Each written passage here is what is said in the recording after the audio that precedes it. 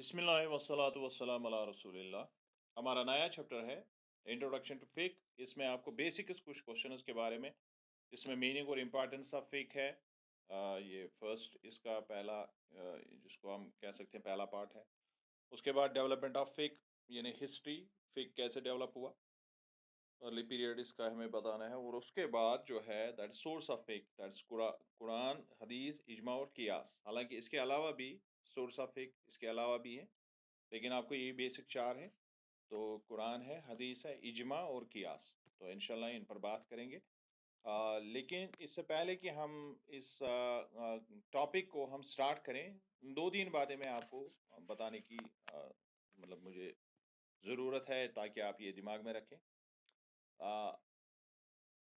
مطلب کچھ ایک لوگ جو ہے وہ کہتے ہیں کہ یہ جو فک ہے یہ کوئی نئی چیز ہے، اس کو اصل میں یہ اسلام میں داخل کر دیا گیا ہے۔ لیکن اگر ہم حقیقت میں دیکھیں کہ کسی بھی چیز کو جو اللہ کے نبی نے ہم تک پہنچایا، چاہے قرآن ہو یا آپ صلی اللہ علیہ وسلم کی سیرت کے ذریعے سے، تو اس سے اب مسائل کا حل نکالنا ہے، ان دو چیزوں سے ہمیں مسائل کا حل نکالنا ہے۔ تو وہ جو طریقہ کار ہم اختیار کرتے ہیں وہ وقت کے ساتھ ساتھ بدلتے رہتے ہیں۔ میں ریپیٹ کر رہا ہوں اس کو، میں کیا بتا رہا ہوں، یعنی قرآن اور سیرت جو ہے، یا جس کو ہم عام طور پر قرآن اور سنہ کہتے ہیں، قرآن اور حدیث کہتے ہیں، اس سے ہمیں ہر دور میں، ہر جنریشن میں نئے مسائل آتے ہیں، اور ہمیں ان ہی اصول اور ضوابط جو منضبط کیے گئے ہیں قرآن اور سنت میں، انہی کے اکارڈنگ ہمیں نئے مسائل کا حل نکالنا ہے۔ اور ان مسائل کا جب حل نکالا جاتا ہے تو اس ڈرائیویشن کو، وہ جو ہم وہاں سے قوانین اس میں سے وضع کرتے ہیں، اصل میں اس فیکلٹی کو، جس شخص کے بعد یہ فیکلٹی ہو جو ایک کر سکتا ہے، تو اس کو فقیہ کہتے ہیں۔ اور اسی وجہ سے قرآن نے اس کو بہت ہی زیادہ کی، مطلب اس کو اپریشیٹ کیا ہے، جس کے پاس ایک کوالٹی ہے کہ اللہ جس کے ساتھ اچھائی چاہتا ہے، جیسا کہ پہلا ہی جب آپ سٹارٹ کریں گے، جب ہم کوسچن پڑھیں گے، تو جو بیسک ٹینٹ اسلام کے آپ کو جو سب کو پتا ہے، لیکن جو مسائل ہوتے ہیں ان مسائل کا حل، وہ مسائل بدلتے رہتے ہیں وقت کے ساتھ ساتھ، تو ان کا حل جو شخص ہمیں بتاتا ہے اس کو فقیہ کہتے ہیں۔ اور اسی وجہ سے اس کو پریز کیا گیا ہے، اس کی بہت زیادہ عزت افزائی ہوئی ہے قرآن میں، کہ جس کے ساتھ اللہ اچھا کرنا چاہتا ہے، یفقہہ فی الدین، اس کو دین کا فقہ عطا کیا جاتا ہے۔ اور دیٹ از وائی کہ جو بہت بڑے ہمارے جو فقہ کے چار امام ہیں، they are revered throughout the Muslim world. اس کی بنیادی وجہ یہ ہے کہ انہوں نے جو طریقہ کار اختیار کیا وہ باقیوں سے مختلف تھا، اور اسی وجہ سے وہ مشہور ہو گئے پوری دنیا میں۔ حالانکہ اس کے علاوہ بھی بہت سارے فقہا اسلام نے پیدا کیے ہیں، لیکن ان لوگوں نے پسند کیوں کیا؟ کیونکہ ان کا طریقہ بالکل نرالا تھا اور بڑھیا تھا، جس کو لوگوں نے سراہا اور لوگوں نے پھر ان کو فالو کیا۔ اب اس میں جو ہم نکالتے ہیں، چونکہ ہم ایک ایسی اب قوم بن گئے ہیں، میں تو امت نہیں کہوں گا، کاش ہم امت ہوتے تو پھر کچھ اور ہوتا۔ ہم ایک ایسی قوم ہو گئے کہ ہم کیڑے نکالنے مطلب شروع کرتے ہیں، یہ نہیں دیکھتے ہیں کہ اس نے اپنے زمانے میں کس طرح سے اس پر کام کیا، اور اس کے لیے کتنا انہوں نے پہلے تعلیم کے لیے تگدو کیا، اور اس کے بعد جو ہے پھر لوگوں کے لیے اپنے آپ کو وقف رکھا۔ ہم ساری چیزوں کو بھول جاتے ہیں اگر ہمارے دماغ سے ایک بھی چیز ان کی ٹکراتی ہے۔ بہت بڑی زیادتی ہے، بہت زیادہ زیادتی ہے۔ یعنی ایک معمولی سا واقعہ جو انہوں نے اپنے حساب سے سمجھ لیا اور اس کی تشریح کی ہے، اس کو بیان کیا ہے، تو اب ہمارے ساتھ ہماری سوچ، ہماری فکر سے کے اگینسٹ ہے، تو ہم اس کے سارے کنٹریبیوشن کو زیرو سے ملٹیپلائی کرتے ہیں۔ یہ بہت بڑی عجیب و غریب چیز ہے۔ دنیا میں یہ قوم، ایسی قوم ابھر کے آ رہی ہے جس کو اپنے سابقون الاولون جو صحابہ کو چھوڑ کے، حالانکہ بہت سارے لوگوں کو تو صحابہ پر بھی اعتراض ہے، صحابہ کو چھوڑ کے جو بھی ہمارے جو بزرگ پیدا ہوئے ہیں، ہمیں اس بات کا بڑا ہی مطلب وہ شوق ہے کہ ہم ان کے پورے کردار کو زیرو سے ملٹیپلائی کرتے ہیں. It's a very unfortunate thing. میں نے یہ بات یہاں پر کیوں لائی؟ کیونکہ یہ چیزیں ہم these seeds are sown in the household. یہ گھر سے یہ چیزیں پیدا ہوتی ہے، کیونکہ باپ یا ماں کسی خاص فکر کے ساتھ تعلق رکھتے ہیں، تو اب اس کے تھوڑے سے فکر سے مختلف اگر کسی کی رائے ہو، تو ہم بالکل ان کو جس کو ہم کہتے ہیں کہ مطلب ان کا حلیہ ہی بگاڑ کے رکھ دیتے ہیں بچوں کے سامنے، ان بزرگوں کا. Very unfortunate. مطلب بات کا بتنگڑ بنانا تو ایک بات ہے، دوسرا ہے کہ مطلب ہم حلیہ بگاڑ کے رکھ دیتے ہیں ایسی چیزوں کا. So we should understand this thing کہ اللہ نے لوگوں کو پیدا کیا ہے مختلف صورتوں پر. لوگوں کی سوچ مختلف ہوتی ہے، ان کے ٹیسٹس مختلف ہوتے ہیں، ان کے آئیڈیاز مختلف ہوتے ہیں، ان کے سوچنے کا ڈنگ مختلف ہوتا ہے. So we have to incorporate everybody in this very fold. اسلام میں اگر آپ سب کو جگہ نہیں دیں گے، گنجائش نہیں رکھیں گے سب کے لیے، آپ ان کو اس میں وسعت پیدا نہیں کریں گے، تو you will find your self in trouble. آپ اپنے آپ کو بھی ایک دن جو ہے محسوس کریں گے کہ میں بھی قید خانے میں بند ہو گیا. We need to understand this thing. اور یہ چیز جو ہے ہمارے جو سابقون جو ہمارے تھے، جو ہمارے اسلاف تھے، جو ہمارے فقہا تھے، مجتہدون تھے یا محدثون تھے، انہوں نے بہت زیادہ اس بات کا خیال رکھا. وہ ایک دوسرے کی رائے کا احترام کرتے تھے. ہمارے پاس نہ اب علم ہے، نہ اس طرح کی فقاہت ہے، نہ بلاغت ہے، نہ قرآن کا علم ہے، نہ حدیث کا علم ہے. اس کے باوجود بھی نہیں، میری سوچ صحیح ہے. یار مجھے بتاؤ کہ آپ کی سوچ کس طرح صحیح ہے؟ جب آپ کو بیسکس کا پتہ نہیں ہے تو سوچ آپ کی صحیح کیسے ہو سکتی ہے؟ آپ 21ویں صدی میں کسی خاص ایک شخص کو جس نے چند ایک وہ کتابیں پڑھی ہے، آپ اس کو فالو کر رہے ہیں، اور بڑے امام کو مطلب کہہ رہے ہیں کہ اس کو پتہ ہی نہیں تھا. It's very unfortunate. اور انہوں نے دہائیاں لگائی مطلب قرآن کو سمجھنے کے لیے، حدیث کو سمجھنے کے لیے، سیرت کو سمجھنے کے لیے. انہوں نے اپنا، جس کو ہم کہتے ہیں عام الفاظوں میں ہم اس کو کہتے ہیں اپنا تن من دھن وقف کر دینا، تب جا کے وہ اس مقام پر پہنچے، اس لیول پر پہنچے. اور ہمیں سواد نہیں آتا ہے ان کی باتوں میں. Very unfortunate. اور اس نہج کو ختم کرنا ہے. اور جو لوگ جاننے والے لوگ ہیں، جو علماء ہیں، ان کی عزت کرنا بنیادی فریضہ ہے مسلمان. ان کا احترام کرنا. وہ الگ بات ہے آپ کو اعتراض ہے ان کی کسی چیز پر، وہ الگ بات آپ کر سکتے ہیں، کیونکہ آپ کا حق ہے. آپ ان سے کہیں پر اتفاق نہیں کر رہے ہیں تو آپ کو you can disagree, no problem. لیکن you can not nullify anybody. ہر ایک کی جگہ ہے، ہر ایک کی اپنی سوچ ہے. ان سارے سوچوں کو ہمیں انکارپوریٹ کرنا. Okay, let us see now what Quran has to say about the fiqh. Allah specifically praises the virtue of the understanding. That is fiqh in the basic tenets and practice of deen. یہ قرآن کی 9ویں سورت کی 122ویں آیت میں ہے کہ جس سے اللہ راضی ہے، جس سے اللہ پہ محبوب رکھتا ہے، تو اس کو جیسا میں نے کہا یفقہہ فی الدین، اس کو دین میں جو ہے فقاہت اور بلاغت جو ہے، یعنی اس کی تعریف خود اللہ نے کی ہے کہ جس کو بنیادی چیزیں جو قرآن نے سکھائی ہمیں، جو بنیادی اصول ہے، جس کو اس کا فقہ آتا ہو، تو اس کو بہت زیادہ پریز کیا ہے قرآن. سو فقہ از دا ڈسپلن دیٹ الیبوریٹس دا شریعہ. فقہ ہے کیا اصل میں؟ یہ وہ علمی میدان ہے جس سے شریعہ کو ہم الیبوریٹ کرتے ہیں. شریعہ میں جو مسائل ہیں ان کا حل نکالتے ہیں. ہم قرآن اور حدیث کے تابع رہ کے اس سے مسائل کا حل ڈھونڈتے ہیں، اور اس علمی میدان کو، اسی ڈسپلن کو ہم فقہ کہتے ہیں.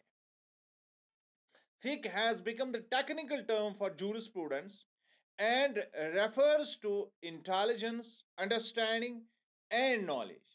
اب دیکھیے، یہ وہ اصل میں یعنی جس کو ہم عام طور پر جس کو ہم جورسپروڈنس کہتے ہیں، فقہ کہتے ہیں، تو یہ فقہ جو ہے اصل میں ہے کیا؟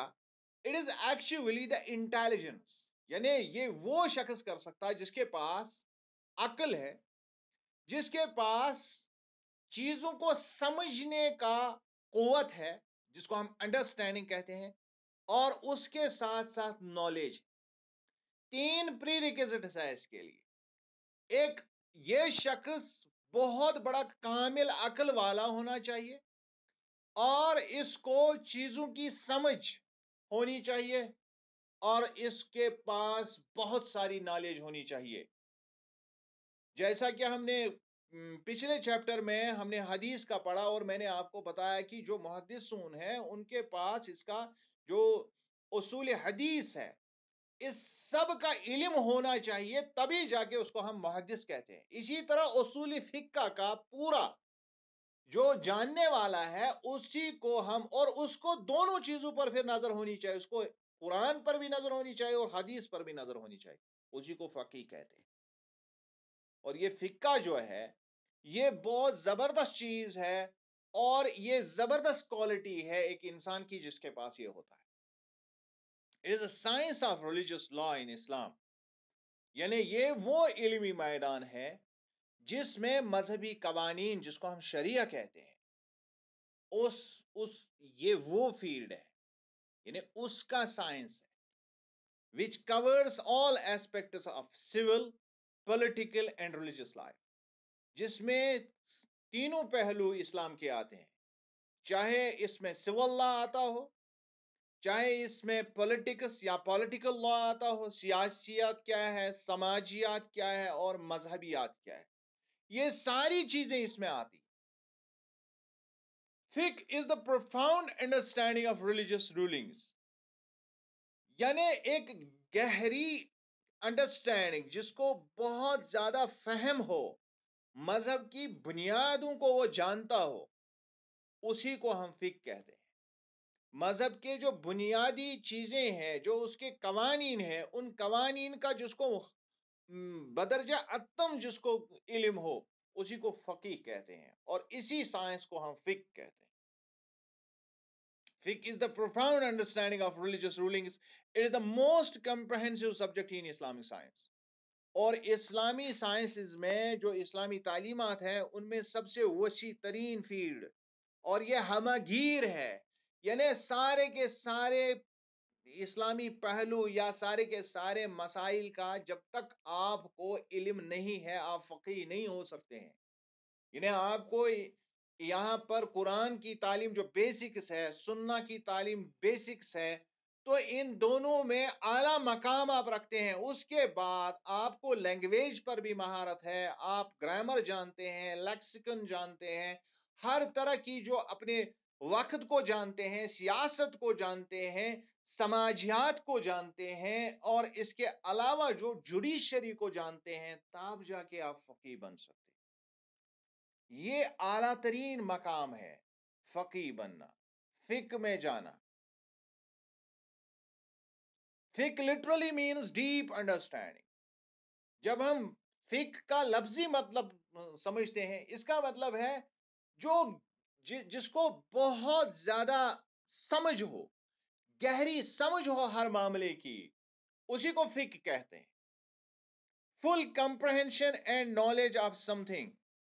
اور اس کے علاوہ وسیع تر جو اس کے جو ایسپیکٹس ہوتے ہیں کسی بھی چیز کے، اس کو وہ جانتا ہو، اور اس کی زبردست تعلیم، اس کا علم بھی اس کے پاس ہو، یا چاہے کسی بھی چیز کا ہو، کسی بھی علمی میدان کا کیوں نہ ہو، تو اس کو اس کا بہت گہرائی سے اس کا علم ہوتا ہے، اور گہرائی سے اس کی انڈرسٹینڈنگ بھی اس کو ہوتی ہے.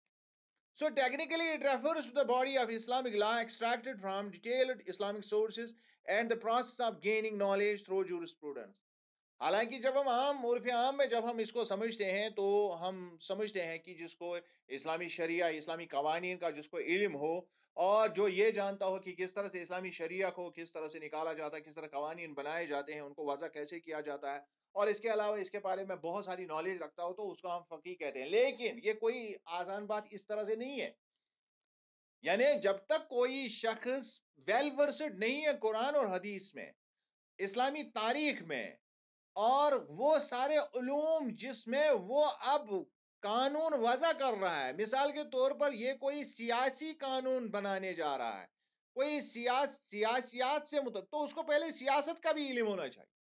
اسی طرح سماج کے متعلق وہ کوئی شریعہ کا قانون وضع کرنا چاہتا ہے، تو اس کو پہلے پوری کی پوری سوشالوجی پتا ہونی چاہیے، پورے کا پورا اس معاشرے کے بارے میں اس کو علم ہونا چاہیے، تب جا کے وہ ایسا کر سکتا ہے. یہ کوئی ہوا میں جس کو یا ہوا باندھنے کے مترادف نہیں ہے، یا تو اس کاشر پر ونہ ہواز گیج کریں، اس میں بہت ڈیپ انڈرسٹینڈنگ ہونے کی ضرورت ہے. سو فک covers two basic elements of life, that is عبادات اینڈ معاملات. ایکچولی انسان کے دو ہی پہلو دنیا میں ہوتے ہیں، ایک ہے کہ اس کا اللہ کے ساتھ کیا رشتہ ہے، اور دوسرا ہے اس کے اللہ کی کریشن کے ساتھ کیا رشتہ ہے. اللہ کے ساتھ رشتہ جو ہے اس میں عبادات آ جاتی ہے، یعنی جو ہم ریچولز کرتے ہیں، جو رسمی طور پر کوئی کسی مذہب کے ریچولز ہوتے ہیں، جیسے نماز ہے، روزہ ہے، حج ہے، تو یہ ریچولز کہلاتے ہیں. ان کو ہم عبادات کہتے ہیں، اور یہ جو ہے یہ چیز اللہ کے ساتھ ہوتی ہے، یہ معاملہ اللہ کے ساتھ ہوتا ہے. اینڈ دین کمز معاملات، یعنی جو جس دنیا میں آپ رہتے ہیں، اب وہاں آپ جیسے اور لوگ بھی ہیں، اس کے علاوہ اور کریشنز بھی ہیں، ان کے ساتھ آپ کس طرح سے ان کے ساتھ اٹھیں گے، بیٹھیں گے، ان کے ساتھ کیا کیسا معاملہ کریں گے. تو یہ معاملہ ہی لفظ ہے، اسی سے نکلا ہے، معاملات اسی کو کہتے ہیں. تو یعنی آپ کو کریٹر اور کریشن سے کیا تعلق ہے آپ کا، انہی دو ایسپیکٹس کو اصل میں فک کور کرتا ہے، یعنی سارے ایسپیکٹس کو کور کرتا ہے اصل میں. It actually relates you to God, and it actually gives you the standards of the life, how to deal with the creation of the God. یہ اس کے لیے بھی کام کرتا ہے. The ibadat are laws regulating rituals and religious observances.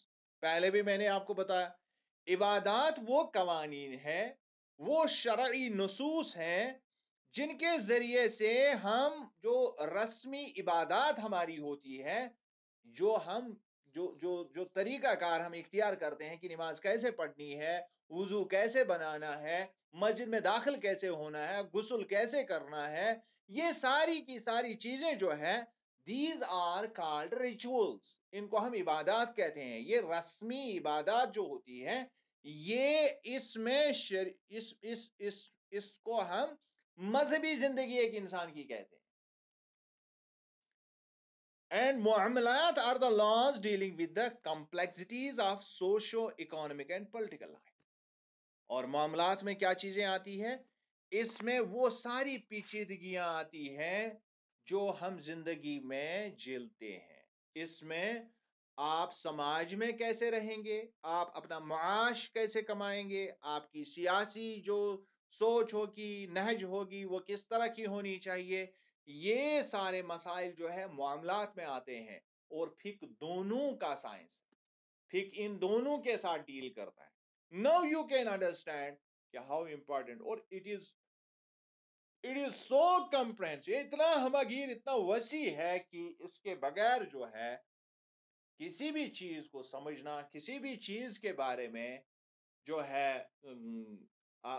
کام کرنا یا اس کو understand کرنا، یہ ناممکن ہے. so far as Islam is concerned، جب تک آپ کو کوئی فقیہ سمجھائے گا نہیں یہ چیزیں، تو آپ کو خود سے یہ انڈرسٹینڈ نہیں ہوں گی. یا جب تک آپ اس کے لیے تگدو نہیں کریں گے، نالج نہیں کریں گے، تو جب تک آپ خود اس میں ایک جس کو ہم کہتے ہیں کہ کوشش کریں گے، تب تک یہ ساری چیزیں حل ہونی ناممکن ہے. جیسا کہ آپ نے بہت سارے لوگوں کو کہتے ہوئے سنا ہوگا کہ یہ چیز حلال ہے، وہ چیز حرام ہے، حالانکہ ان کو پتہ ہی بیسکس کا پتہ نہیں ہوتا ہے. جبکہ یہ ساری باتیں جو ہے جب آپ کسی فقیہ کے سامنے بیٹھیں گے تو وہ گھبراتا ہے ان چیزوں سے. وہ ہماری طرح جو جیسے عام لوگ کہتے ہیں کہ گھر میں کہ بچے نے رویا تو ہم اس کو کہتے ہیں یہ گناہ ہے، مطلب لائک دیٹ، کہ ہم کیجولی ان چیزوں کو لیتے ہیں. لیکن اگر آپ کسی فقیر کے سامنے بیٹھیں گے تو وہ بڑے ہی مطلب جس کو ہم کہتے ہیں دھیمے انداز میں ججمنٹ پاس کرتا ہے. اس کو جلدی نہیں ہوتی ہے. وہ سوچتا ہے، وہ پہلے سارے پیرامیٹرز کو اپنے دماغ میں ڈالتا ہے اور اس کے بعد ہی کوئی بات کرتا ہے، جب دین کا معاملہ ہو یا معاملات کا معاملہ ہو. چاہے شریعہ جو ہے، چاہے ریچولز کے بارے میں ہو، عبادات کے معاملے میں ہو یا معاملات کے معاملے میں، وہ اس میں جلد بازی، کیونکہ ان کو ساری چیزوں کو سمجھ میں لے آنا پڑتا ہے، غور کرنا اس پر پڑتا ہے، اور اس کے بعد ہی وہ کوئی اپنا ورڈک، اپنا کوئی فیصلہ سناتے. So, in addition, it also deals with criminal law and regulations of war and state administration. اور اس کے علاوہ اور بھی دو تین پہلو زندگی کے ہوتے ہیں جس میں ہم دیکھتے ہیں کہ سماج میں جو جرم ہوتا ہے اس کے بارے میں کس طرح قوانین وضع کیے جائیں، اور جرم کا اگر سزا دینا وہ کس طرح سے دیا جائے، اس کے لیے کس طرح سے قوانین، کس طرح سے ایجنسیز کو کریٹ کیا جائے. یہ سارا کام اصل میں فقہا کا ہوتا ہے. اور اس کے علاوہ جو چونکہ جب مسائل بہت ہوتے ہیں دنیا میں، اگر کوئی ریاست ہے تو دوسری ریاست اگر اس کی دشمن ہے، اس کے ساتھ جنگ ہو گئی تو اس کو کیسے ڈیل کیا جائے گا، اس میں کیا قوانین ہوں گے، اور اس میں کس طرح سے ہاں بیہیویئر ہونا چاہیے. ایک مسلمان ریاست کا کس طرح کا بیہیویئر ہونا چاہیے، وہ کیا کر سکتی ہے، کیا نہیں کر سکتی ہے، کون سی چیزیں اس میں حلال ہے، کون سی چیزیں حرام ہے. اس بارے میں بھی فقہا ہی اصل ورڈک پاس کرتے ہیں.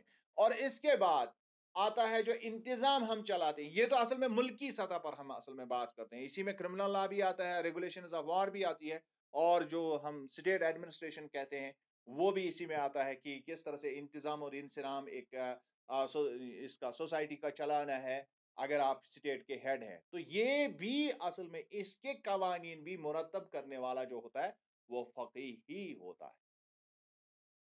The historian Ibn Khaldun describes fiqh as.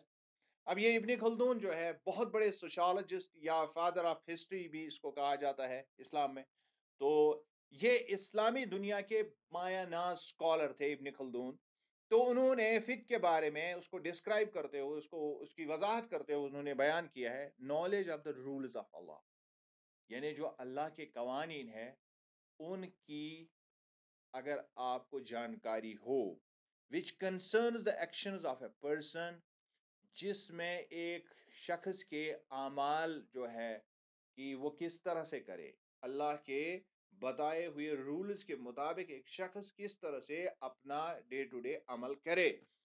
And اور who own themselves connected to obey the law respecting what is required. اور ان کو یہ پتا ہونا چاہیے کہ وہ کن قوانین کے ساتھ اس کی لنک ہے، کون سی چیز اس کو ضروری کرنی ہے، یعنی اس کو اس کا پتا ہے تو ان کو ہم واجبات کہتے ہیں اسلامک لینگویج میں. اور کون سی چیز وہ نہیں کر سکتا جن کو ہم حرام کہتے ہیں، واٹ از سنفل. اور کون سی چیز مندوب ہے، ریکمینڈڈ، یعنی جو کرنے چاہیے.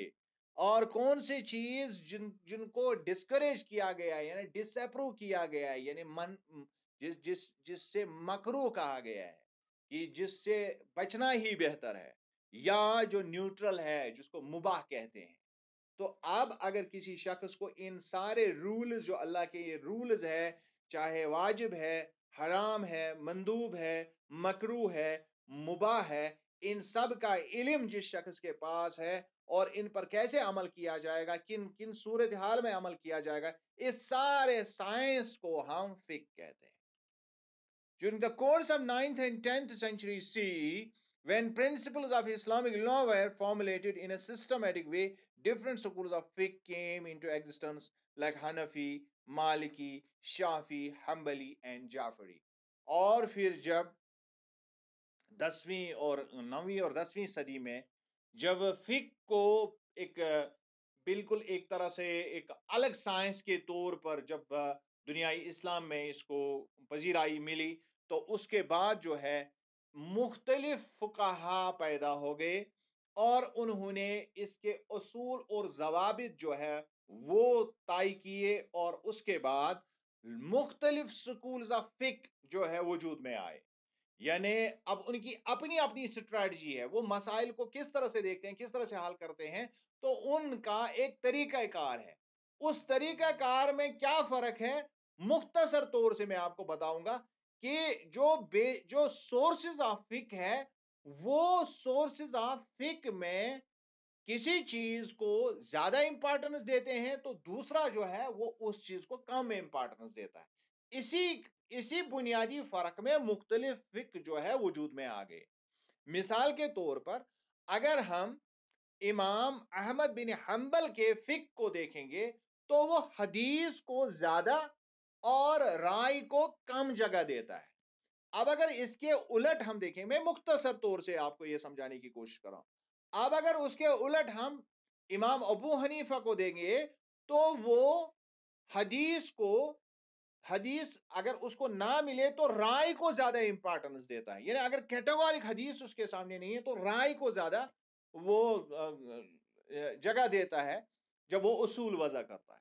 تو یہ بنیادی جو تھوڑی بہت ادھر ادھر فرق ہے، یا چند ایک جو ہے وہ کسی ایک چیز کو بالکل ہی مکروہ سمجھتے ہیں کہ اس کو استعمال ہی نہیں کرنا چاہیے. جو سورس آف فک کے سورسز ہیں، ان فک کے سورسز میں سے چند ایک پر ان کو اعتراض ہے. اور وہی دوسری طرف وہ جن پر ایک مذہب کا اعتراض ہے، دوسرے انہی کو زیادہ امپورٹنس دے رہے ہیں. انہی بنیادی فرقوں کی وجہ سے مختلف فک جو ہے وجود میں آ گئے. اور ہمارے پاس جو آج جو مشہور زمانہ ہمارے پاس فقہا ہے، یا مشہور زمانہ جو فقی مذاہب ہمارے پاس ہے، ان میں حنفی ہے، ان میں مالکی ہے، ان میں شافعی ہے، ان میں حنبلی ہے، یا ان میں جعفری ہے. اس کے علاوہ بھی اور بھی فقہ کے سکولز رہے ہیں اپنے دور میں، لیکن ان کو زیادہ پذیرائی دنیائی اسلام میں ملی. اور یہ چیزیں ہم عام بھی، عرف عام میں بھی ہم ان باتوں کو جانتے ہیں. ہمیں پتا ہے کہ بہت سارے لوگ حنفی ہیں، بہت سارے مالکی ہیں، بہت سارے شافعی ہیں، بہت سارے حنبلی ہیں، بہت سارے جعفری ہیں. تو یہ فرق کیا ہے؟ یہ فرق بنیادی اسلام کا نہیں ہے، یہ فرق اس طریقہ کار کا ہے. جو طریقہ کار وہ یعنی واجب، حرام، مندوب، مکروہ اور مباح کو ڈیل کرتے ہوئے وہ کرتے ہیں. تو جس طریقہ کار کو وہ اختیار کرتے ہیں، اسی طریقہ کار کو ایک خاص امام کے ساتھ مختص کیا جاتا ہے کہ یہ فلانی امام کا طریقہ کار تھا. تو ہم اگر اس کے طریقہ کار کو پسند کرتے ہیں تو ہم مثال کے طور پر اگر ہم امام ابو حنیفہ کی طریقہ کار جس میں قیاس کا زیادہ یا رائے کا زیادہ جو ہے وہ عمل دخل ہے، تو ہم حنفی ہو گئے. اسی طرح اگر امام مالک کا ہم مانتے ہیں جو ان کا طریقہ کار ہے تو ہم مالکی ہو گئے. اسی طرح اگر ہم امام شافعی کا مانتے ہیں تو ہم شافعی ہو گئے. امام احمد بن حنبل کا مانتے ہیں تو ہم حنبلی ہو گئے. اور اسی طرح امام جعفر صادق کا مانتے ہیں تو ہم جعفری ہو گئے، جن کو لوگ شیعہ کہتے ہیں. تو یہ طریقہ کار جو ہے، یہ اصل میں بنیادی اسلام میں فرق نہیں ہے، بلکہ جو قوانین وضع کرنے کا طریقہ ہے، اس طریقے میں جو فرق ہے، اسی بنیاد پر یہ فقی سکول ہے. باقی بنیادی طور پر اسلام کے سارے پرنسپلز ایک جیسے. I hope you have understood this. اگر آپ کا کوئی کوشچن ہے، بہت ہی امپورٹنٹ ٹاپک ہے، اگر کوئی کوشچن ہے تو میں آنسر دینے کی کوشش کروں.